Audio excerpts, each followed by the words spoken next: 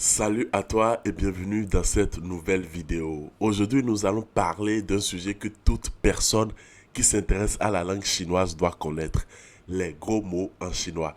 Dans cette vidéo, je vais t'expliquer pourquoi les Chinois utilisent ces gros mots, comment reconnaître ces mots chinois et bien sûr comment les utiliser. Parce que parfois, nous sommes d'accord qu'il faut les utiliser, même si entre nous, je ne te conseille pas de les utiliser à chaque fois. À la fin de cette vidéo, tu deviendras un vrai détecteur à gros mots chinois et tu pourras savoir comment et pourquoi les Chinois les utilisent. Sans plus attendre, générique.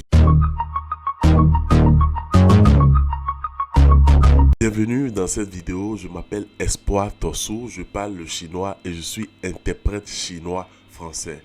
Sur cette chaîne, je partage avec toi ma connaissance dans l'apprentissage des langues pour te permettre d'apprendre la langue de tes rêves. Abonne-toi pour rejoindre une communauté de passionnés des langues et laisse ton pouce bleu de polyglotte pour soutenir la chaîne. Avant de commencer, il est important de comprendre le contexte culturel des gros mots en chinois. Comme toutes les langues, la langue chinoise est riche en expressions et en nuances, y compris celles considérées comme grossières. Pour la plupart, il s'agira de jurons qui sont liés aux émotions et à l'humeur de la personne qui parle. Un gros mot n'est donc pas forcément une insulte. Il faut juste savoir les reconnaître et bien sûr parfois les utiliser lorsque tu parles pour plus sonner comme un natif. Avant d'aborder ces mots, je tiens à préciser que l'objectif de cette vidéo est de te permettre de connaître et d'identifier ces gros mots afin de mieux comprendre lorsque les Chinois te parlent. Je te déconseille de les utiliser n'importe comment. Pour commencer, je vais te donner 4 mots autour desquels vont se construire une multitude de jurons. Le premier mot que je vais te donner, c'est le mot ma qui veut dire maman en chinois. Le deuxième mot est le mot bing qui veut dire malade ou maladie en chinois. Le troisième mot est le mot gui qui veut dire fantôme en chinois. Et le quatrième mot est le mot guen qui veut dire rouler en chinois. Ces 4 mots vont constituer des multitudes de jurons que les Chinois vont utiliser. On commence avec le premier mot qui veut dire maman en chinois. Comme dans toutes les langues, il existe toujours des insultes qui sont liées à ce mot. Le premier que je vais partager avec toi, c'est mada. Mada, qui veut dire merde. Il s'utilise exactement comme le mot merde en français. Il peut donc avoir un sens positif comme négatif. Je te donne un exemple. Mada ni jianpuzhuo, qui veut dire merde, tu es très bon, tu n'es vraiment pas mal. Ici, mada a un sens positif parce que la personne qui parle qualifie l'autre dans le bon sens. Elle a été stupéfaite par une action ou un comportement de l'autre pour le qualifier qu'il est exceptionnel, qu'il est très bon. Donc ici, il dit Mada ni jianpuzhuo, qui voudrait dire merde, tu n'es vraiment pas mal, tu es vraiment bon.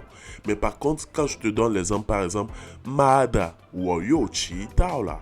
Ici, Mada wo you qi dao la veut dire m'aide, je suis encore en retard.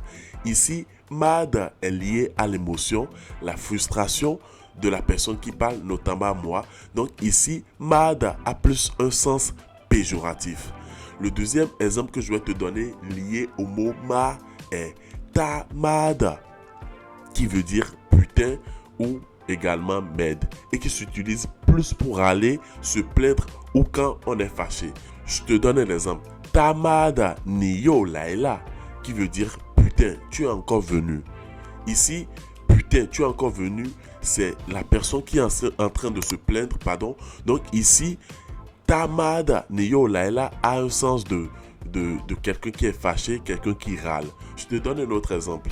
Tamada ni yo bien voilà. Ici, tamada ni yo bien voilà, ça veut dire putain, tu m'as encore eu. Putain, tu m'as encore trompé. Ici, c'est exactement la même logique. Tamada a plus un sens péjoratif, un sens où la personne en face se fâche et est en train de râler. Je vais te donner un troisième exemple qui tourne autour du mot ma. C'est l'exemple tsao ni ma. Tsao ni ma. Ici, je ne vais pas te dire ce que ça veut dire. Je vais me permettre juste de te l'écrire sur l'écran là. Je vais marquer une pause. C'est bon, tu l'as lu? Voilà, donc ça on y m'a ici, mon objectif c'est juste que tu saches ce que ça veut dire. Comme ça, quand on va l'utiliser sur toi, tu vas juste comprendre. Celui-là, je ne te conseille pas de l'utiliser, mais il faut juste le connaître. Le deuxième mot de base que nous allons utiliser est le mot bing, qui veut dire malade, maladie. J'ai déjà fait une vidéo qui traite des mots qu'on utilise à l'hôpital, que je t'invite à regarder quand tu auras fini de regarder celle-ci. Le premier exemple qui provient de ce mot est yo bing, qui veut dire avoir une maladie. Je te donne un exemple. Ni yo binga, qui veut dire littéralement tu es malade ou tu es taré. Ici, il s'agit clairement d'une insulte. Un autre exemple qui vient souvent et qui comporte le mot bing, c'est Shenjin Bing, qui veut dire littéralement un malade mental. Donc, quand quelqu'un utilise Yo Bing ou bien Shenjin Bing ici, il est clairement en train d'insulter la personne d'en face. Le troisième mot est le mot goué. Les Chinois utilisent très souvent absolument le mot goué partout. Je pourrais en faire une vidéo entière pour lui tout seul. Mais ici, je vais me contenter de te donner 2-3 exemples. Le premier exemple avec ce mot, c'est Shemangoué, qui veut dire littéralement quel fantôme. Ici, cette phrase est plus utilisée lorsqu'on est surpris et qu'on ne comprend rien à la situation ou qu'on est dépassé par les événements. Tu peux l'utiliser seul ou l'utiliser dans une phrase plus complexe. Le mot goué peut également être utilisé pour mettre en avant un vice ou un mauvais comportement. Nous avons d'ailleurs plusieurs mots qui comportent le mot goué, comme par exemple le mot yen goué, qui veut dire un gros fumeur, le mot jiao goué, qui veut dire un gros buveur, le mot chion goué, qui veut dire quelqu'un qui vit dans une extrême pauvreté, et le mot guéhua, qui veut dire un mensonge. Donc, à chaque fois que le mot goué apparaît dans ces mots, le mot goué amène un sens péjoratif. Ce qu'il faut retenir, c'est que le mot goué est plus péjoratif. Le quatrième mot de base est le mot gouen. Ce mot veut dire littéralement rouler. C'est un mot un peu trop arrogant qui est utilisé lorsque la personne en face veut vraiment frustrer son interlocuteur et lui montrer à quel point il ne le respecte pas. On peut simplement l'utiliser comme dans l'exemple Gwen, qui ici a le sens de dégage. Gwen, dégage. Il existe deux autres variantes que je vais t'aider à citer, c'est Gwenkai et Gwendan, qui veut dire également dégage, va te faire foutre, casse-toi. Ces trois sens en même temps. Ça veut dire ces trois sens en même temps. Je ne te conseille pas de dire ça aux Chinois car ces expressions sont beaucoup trop frustrantes. Maintenant que tu connais quelques gros mots chinois, il est important de savoir quand et comment les utiliser.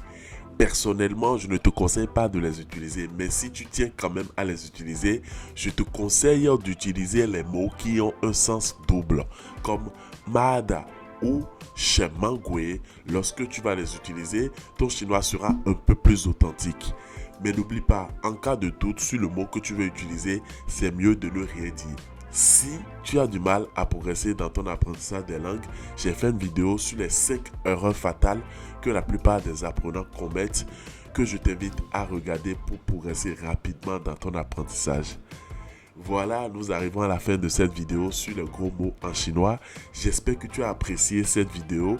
Si tu as des questions ou des commentaires, n'hésite pas à les partager avec moi juste en bas. N'oublie pas de t'abonner à la chaîne pour ne pas manquer nos prochaines vidéos. Prends soin de toi. Ciao, ciao, ciao.